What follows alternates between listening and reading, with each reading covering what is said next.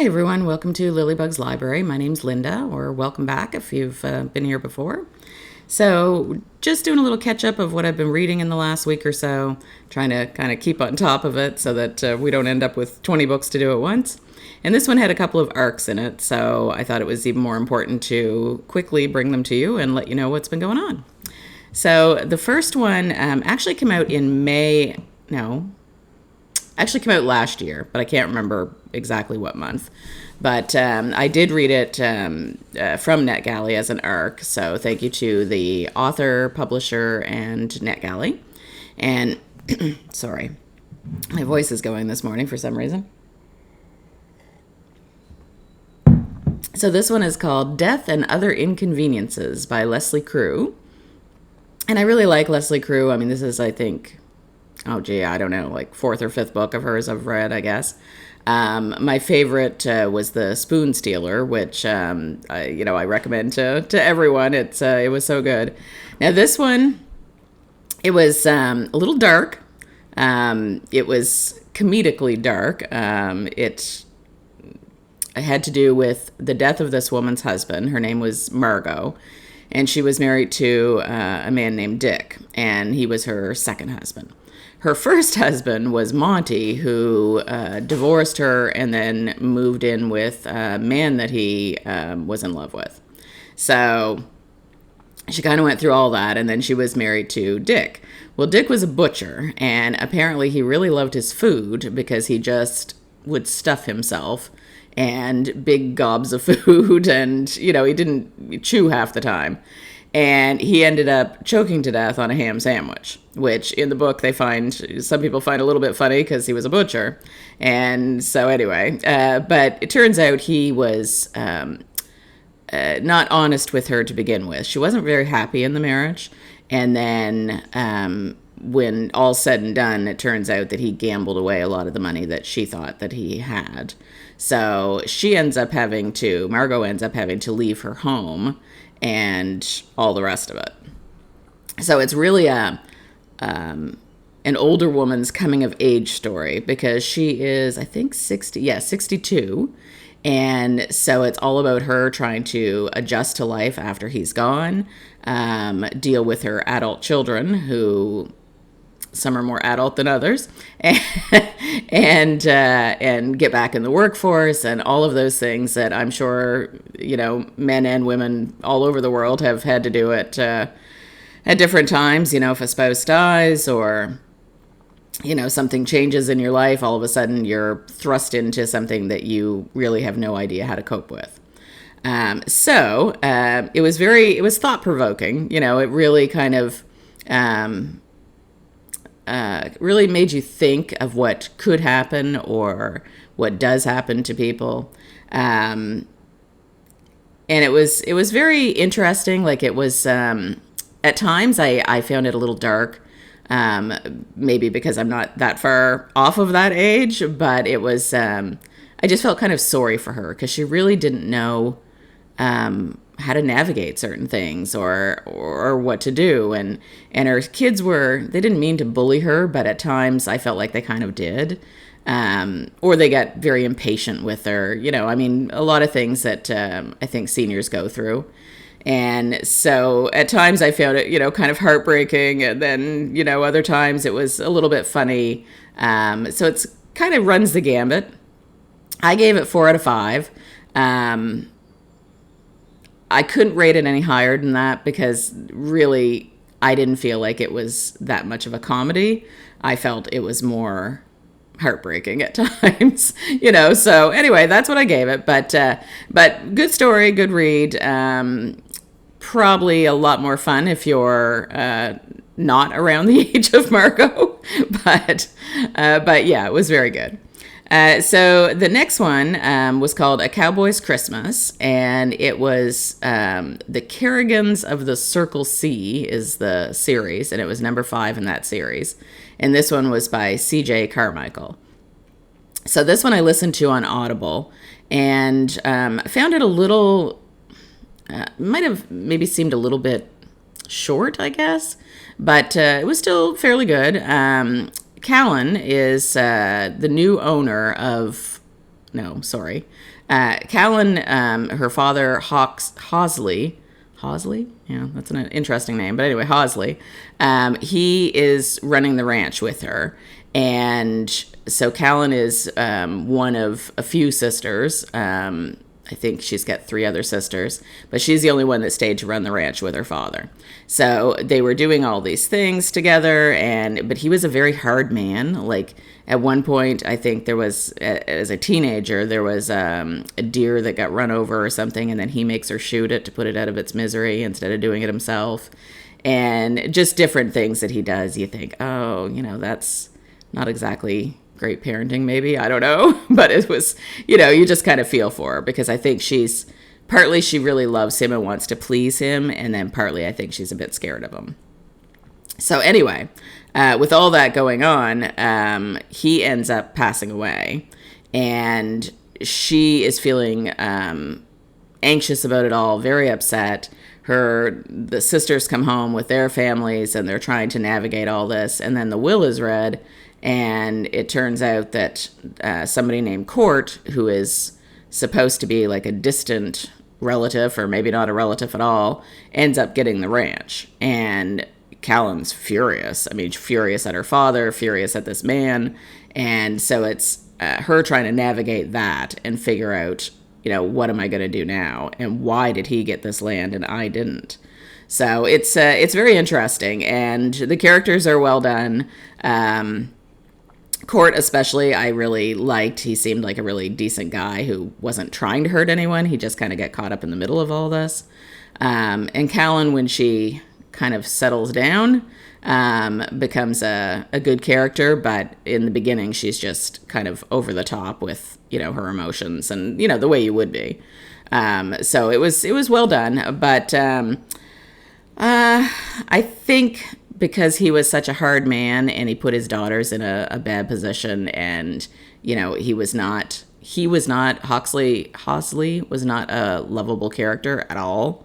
So I think that kind of rubbed me the wrong way with the story. The whole thing kind of did. And there's a few other things in it that I didn't care for. So still a decent rating. I gave it 3.5 out of 5, and on Goodreads I'll round it up to 4. And the next one was called Your Place or Mine by Portia McIntosh. So I had this on my Audible, and I think when I had downloaded it to my Audible, I believe that it was probably like a free book for a limited amount of time. So Audible said, send this message, like it's going to disappear from your library in like 2 days. And I thought, oh, well, I better hurry up and read it then, hadn't I? So that's what I did. I listened to this one. Turns out Audible probably could have just taken the book and I would have been fine.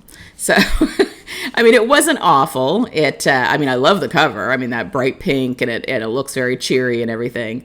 But the story itself, turns out I'm not a big fan of enemies to lovers, which I'm rapidly learning the more that I read certain stories. And that's what this was. This was enemies to lovers. So it starts out, this woman named Serena ends up losing her job through no fault of her own and her place to live all at once. So what a blow, eh? And so she needs a place to live, and her friend and her husband, her friend's husband, they're going away on a vacation for quite a length of time, and they offer her their house to live in. And so that's fine. She's, excited, over the moon for that. Give her a chance to get her feet under her again and find a job. And the only problem is Serena invited her to live there, and Serena's husband invited this guy named Ziggy to live there. So neither one wants to back out of it. So they end up both living there, looking after this house, which would have been great. But the two of them clash like something crazy. And they start basically trying to push the other one out. So they're like unscrewing light bulbs, they're leaving windows open to make the other one cold, They're having, one of them's having like Ziggy kind of, I feel like he kind of starts it. He's like having big parties in the living room, and then not cleaning up. And then when he does clean up, he does a cruddy job of it. And she has to go back and clean it. And then she finds out he doesn't like cleaners, so she cleans even more with cleaners. Like, it's a lot of really petty back and forth between the two of them. And it kind of makes them both unlikable. And so it's, I know they're forced together and things, but I just didn't care for it. And then, she's got problems with her boyfriend, and, the whole thing just didn't gel with me. Like, it was not my kind of book. Now, in the end, of course, you kind of see Ziggy from a different side, and you realize that he's not, the terrible jerk he seems to be, but the whole thing altogether was like, not really my cup of tea. So I would say, I would give it 3 out of 5. So it's, there was like 2 or 3 different timelines going on there. One was, or maybe different plots, not really timelines, different plots going on there. So one of them is her trying to find a new job and everything connected with her old job. So that's one part of it. The other part is her with her boyfriend, and that's one whole plot line. And then her with Ziggy. So I feel like they could have left out her and her boyfriend and just done the other two. But, again, that's my opinion. So anyway, 3 out of 5 for that one. The next one was an arc I got from Book Sirens. So thank you to them and to the author and publisher. And so this one was called Mistaken Heart, and it was by Kalina Shreve.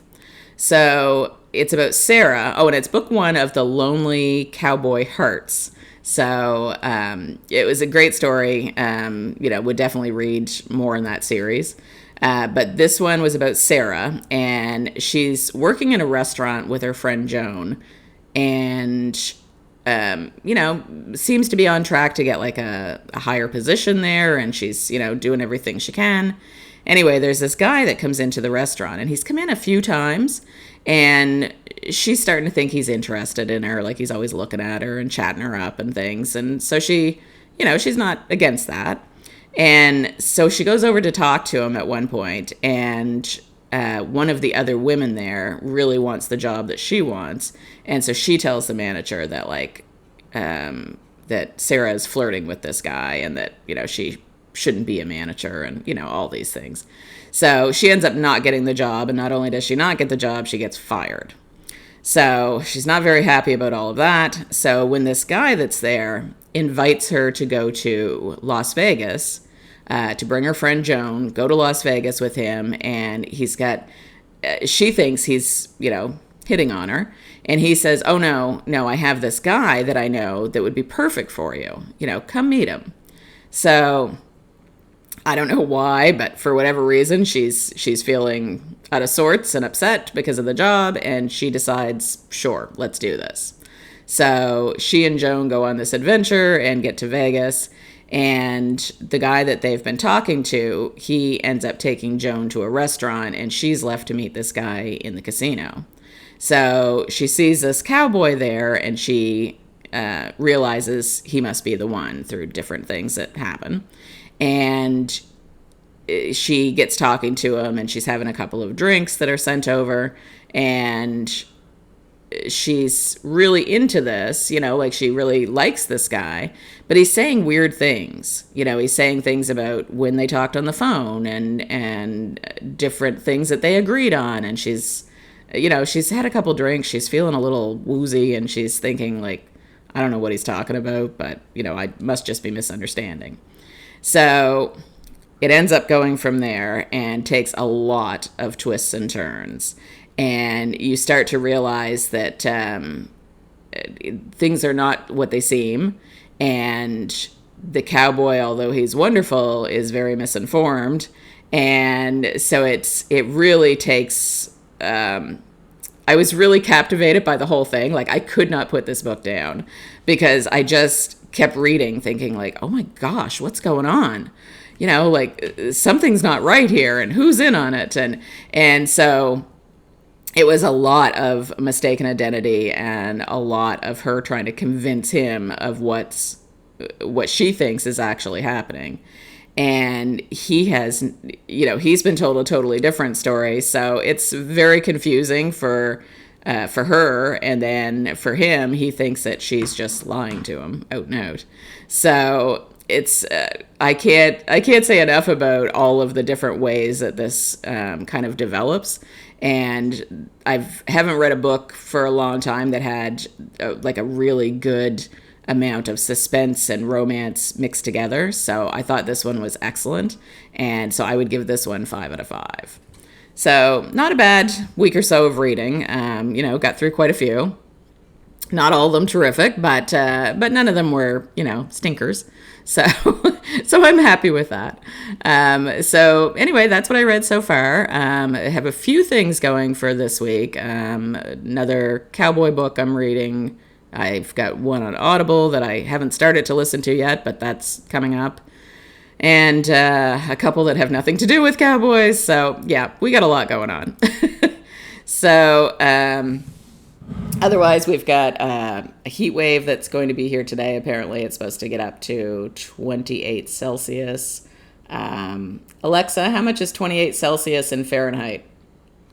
28 degrees Celsius is 82.4 degrees Fahrenheit. Okay, so 82.4 Fahrenheit. So not as hot as some places. I'm sure places like Texas and different places get it much hotter. But, we went from probably, I don't know, high 60s, mid 70s to this. And it's just, it's a quick change of the weather. So it's all of a sudden it's this really hot day. So anyway, we'll see how we cope with that. Apparently, it's supposed to have a really high humidex as well, so they actually have a heat warning.